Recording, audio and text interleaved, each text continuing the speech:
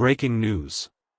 The Las Vegas Raiders fall short against the Los Angeles Chargers, but the story is much deeper than just the final score. What really happened on that field? And could this loss actually reveal some hope for the Raiders moving forward? Stay tuned, because we're breaking it all down for you. Before we dive into the latest updates, make sure to subscribe to the channel, hit the like button, and don't forget to press the bell icon so you never miss the hottest NFL news. Alright, let's move on to the new story. Yesterday's matchup against the Chargers was a tough one for the Raiders. The opportunities were there, but the offense simply couldn't take advantage. Watching it live, it felt like an absolute disaster. Emotions were high, and fans were left frustrated, thinking this team might be headed for the bottom of the league. But after breaking down the film, the picture looks a little different. Yes, mistakes were made, big ones. Geno Smith's 3 interceptions cannot be ignored. Those turnovers were game changers. But at the same time, he played better than most people realize. The real issue? The game plan. Chip Kelly's strategy in the first half left much to be desired, and the offensive design didn't put players in a position to succeed. And then there's the offensive line. Inside protection was a major problem. Dylan Parham, Alex Kappa, and Jordan Merritt all struggled badly, giving the Chargers' defense too much freedom to disrupt plays. On the bright side, DJ Glaze showed promise, and Colton Miller proved once again why he's one of the best left tackles in the league. Here's the bottom line: the Raiders are sitting at 1 win and 1 loss. The season is far from over. There are 15 games left to play, and if these mistakes get corrected, this team can still compete at a high level. But the coaching staff must adapt. When you're facing a defensive scheme like the Chargers, you can't stick to the same predictable play designs. Cover 1, cover 3, cover 2, it's all about knowing how to attack those looks, and yesterday, the Raiders failed in that department. Fans deserve answers, and players deserve better execution from the top down. The problems are real, but so is the potential. In the first half, the Raiders kept lining up in 2-by-2 formations, almost 9 times, and every single time it failed. Checkdowns for 2 yards, throwaways, or sacks. Against a cover 4 defense, that's the worst approach you can take. Nobody was getting open, and the offense looked stuck in neutral. The adjustment finally came in the second half. Instead of playing into the defense's strength, the Raiders began overloading one side of the field. 3 receivers attacking at different levels, that's how you beat cover 4. And it worked. The first 2 drives after halftime were long, sustained marches right down the field. The offense finally found rhythm. But costly mistakes killed the momentum. On one drive, Dylan Parham was flagged for holding on 3rd and 6. The Raiders had picked up the first down, but instead of keeping the drive alive, they were pushed back and forced to settle for a field goal. Watching the replay, that penalty looked questionable at best. The next drive ended even more painfully. With the Raiders deep in Chargers territory, Geno Smith forced a pass to Jakobi Meyers. It was a one-on-one situation, but the ball was tipped and intercepted. A field goal would have cut the lead to 1 possession. Instead, the turnover buried the chance to close the gap. And then there's Brock Bowers. He clearly wasn't healthy, limping, struggling to make cuts, and avoiding pressure on his injured knee. Yet he was still on the field in critical moments. Risking a key player's long-term health for one early season game? That was a mistake. The Raiders need Bowers at full strength for the long stretch ahead, not hobbled in a September matchup. The story of the second half is simple: the Raiders proved they can move the ball, but mistakes, penalties, and poor decisions kept them from finishing drives. This game was closer than the scoreboard showed, but the team beat themselves when it mattered most. The Raiders opened the second half with chances to get back in the game, but once again, costly mistakes stole those opportunities. The first drive ended with just 3 points.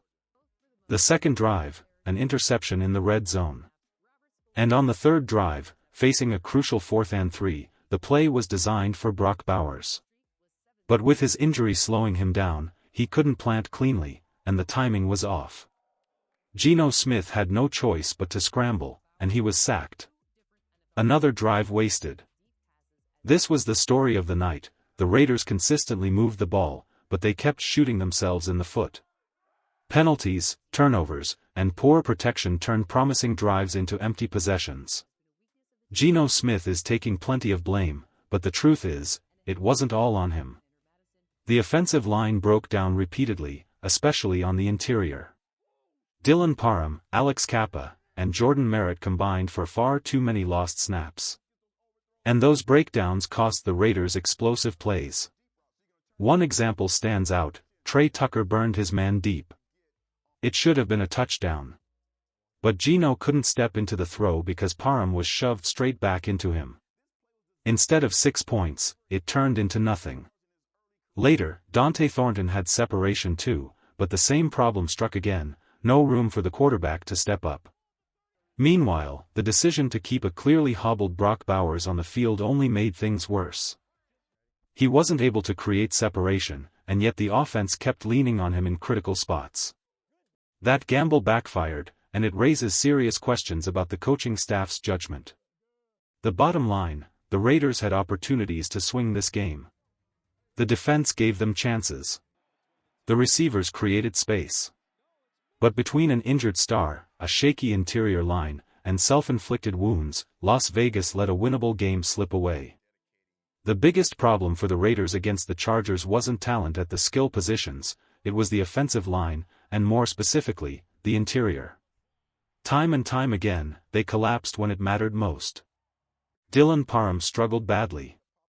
Alex Kappa might have been worse. And Jordan Meredith? His snaps were all over the place. High, low, off target, making it nearly impossible for Geno Smith to settle into rhythm. When your quarterback is scrambling just to handle the snap, how can you expect clean execution? One moment sums it up perfectly. The Raiders had 6 blockers against 4 Chargers rushers. That should be automatic protection. Instead, miscommunication and slow reactions let Khalil Mack break through untouched for a massive sack that killed the drive. That's not on the quarterback. That's on the line failing to recognize and swap responsibilities in real time. It didn't stop there. Missed assignments turned short yardage runs into losses. On a 3rd and 1, Zamir White was blown up in the backfield because Meredith and Kappa couldn't handle a simple stunt. Plays designed to move the chains ended in disaster. The truth is, the Raiders cannot win games if their interior offensive line plays like this. Colton Miller and DJ Glaze held up on the outside, but inside, the unit was a liability all night. 15 games remain, and if this offense is going to take a step forward, the Raiders must address the center and guard play immediately, or risk watching winnable games slip away again. Right now, the Raiders' biggest weakness is clear: the interior offensive line. Dylan Parham, Alex Kappa, and Jordan Meredith are struggling, and it's killing this offense. The solution? Shake things up. One move that makes sense is sliding Parham over to right guard and giving rookie Charles Grant a shot at left guard. He may be raw, but he's powerful, and strength inside is exactly what the Raiders are missing. With time, that could stabilize the run game and give this offense some much-needed toughness. The bigger issue is how the current group is being used. Parham is constantly left on an island in one-on-one situations, and he simply hasn't held up. Meanwhile, basic execution continues to collapse. Meredith's bad snaps are throwing off timing, and the run blocking has been inconsistent at best. And then there are the play calls. On one drive, rookie Ashton Gentry stepped the wrong way on a split-zone run, blowing up what should have been an easy gain. Later, the Raiders dialed up a baffling design for Trey Tucker, an end-around handed off at full speed, but instead of hitting the edge, the play asked him to cut inside through traffic. Tucker naturally bounced it outside, but the blocking wasn't set up for it, and the play fell apart. These are the kinds of mistakes that don't just stall drives, they erase momentum and hand the opponent control. Whether it's player errors, bad blocking, or questionable designs from Chip Kelly, the Raiders' offense is far too sloppy. Until the line improves and the playbook makes sense for the talent on the field, this team will keep leaving points behind. On defense, the Raiders had some bright spots, and once again, it started with Maxx Crosby. Late in the game, with the Chargers already in field goal range, Crosby ripped through the line and forced a fumble. That play kept Las Vegas alive when the game should have been over. He's the heartbeat of this defense, plain and simple. Still, the pass rush as a whole struggled. Part of that was Justin Herbert. He's mobile enough to escape contain, and when you're facing a quarterback who can extend plays, you can't just rush blindly, you have to keep him in the pocket. Add in the Chargers' strong offensive line, and the Raiders were forced to play more conservatively than they'd like. There was also confusion on the 60-yard touchdown the defense allowed. Some pointed at Isaiah Pola-Mao, others at rookie Kyu Blue Kelly. The truth is, it was miscommunication in the secondary, paired with a perfectly designed cover 3 beater from the Chargers. But Pola-Mao's tackling remains a concern. He missed multiple opportunities in space, and that simply can't happen from a starting safety. On the flip side, Jeremy Chinn delivered.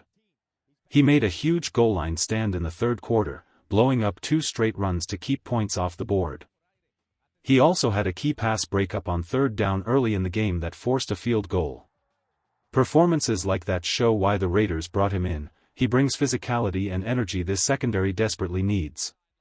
The defense wasn't flawless, but it kept giving the offense chances. With better communication on the back end and continued dominance from Crosby and Chinn, this group has the potential to be much stronger than people think.